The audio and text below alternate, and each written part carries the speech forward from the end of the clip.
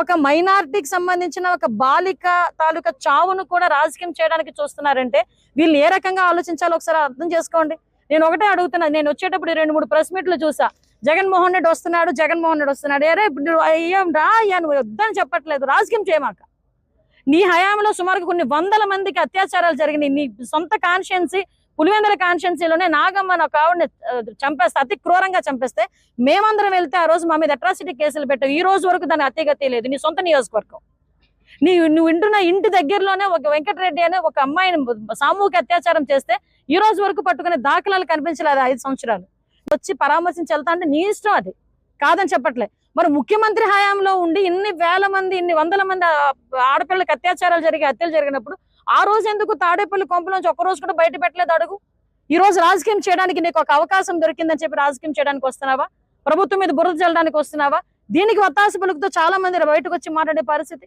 నేను ఒకటే కోరుకుంటున్నా, ఆడపిల్లకి అన్యాయం జరిగింది, ఎస్ మనందరం కలిసి కూర్చొని ఎట్టి పరిస్థితుల్లోనైనా మనందరం కూడా ఎలా మాట్లాడాలి, ఎలాగ అమ్మాయిని వాళ్ళ కుటుంబానికి భరోసా ఇవ్వాలన్న ఆలోచన మనం చేయాలి.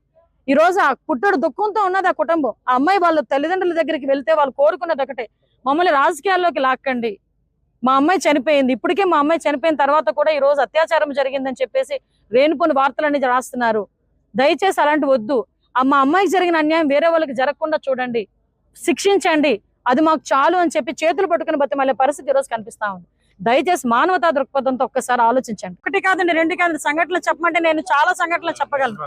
5 సంవత్సరాల్లోని మీరన్న మిస్బా వాళ్ళ తల్లి కూడా ఈ రోజు నా దగ్గరికి వచ్చింది ఈ రోజు మాట్లాడడానికి. అంటే విషయం ఏంటంటే, ఆ రోజు అధికారంలో ఉండి సీఎం పొజిషన్ లో ఉండి ఆయన ఆ రోజు ఇంతమంది ఆడపిల్లలు చచ్చిపోయినా, చంపేస్తున్నా, అత్యాచారాలు చేస్తున్నా, మీరు తెలుసా మహిళా కమిషన్ కి సీఎం అప్పుడు జగన్మోహన్ రెడ్డి, మాజీ సీఎం జగన్మోహన్ రెడ్డి గారికి నేను ఒక బుక్లెట్ ఇచ్చామండి.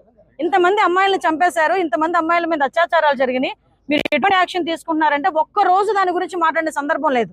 ఈ రోజు కావాలని ఇక్కడ రాజకీయం చేయడానికి, ఆ పాపం ఆ పిల్ల అత్యాచారం జరగలేదు, నా పిల్లకి మామూలుగా చనిపోయింది, అతి క్రూరంగా చంపేశారని నా తల్లిదండ్రులు బాధపడతా ఉంటే, లేదు అత్యాచారం జరిపి చంపేశారు అంటే ఈ రకంగా వాళ్ళు అది కూడా రాజకీయం చేయడానికి చూస్తున్నారు. కేవలం రాజకీయాలకి, చావుల్ని కూడా రాజకీయాలకు ఉపయోగించుకునే పరిస్థితి వైఎస్ఆర్సీపీలో ఉంది తప్పించి అంతకు మించి ఏమీ లేదు. అందుకే నేను అప్పీల్ పెడుతున్నా, ప్రజలకు అప్పీల్ పెడుతున్నా, మైనార్టీ సోదరులకు అప్పీల్ పెడుతున్నా, మీరందరూ కూడా ఒక్కసారి ఆలోచించండి.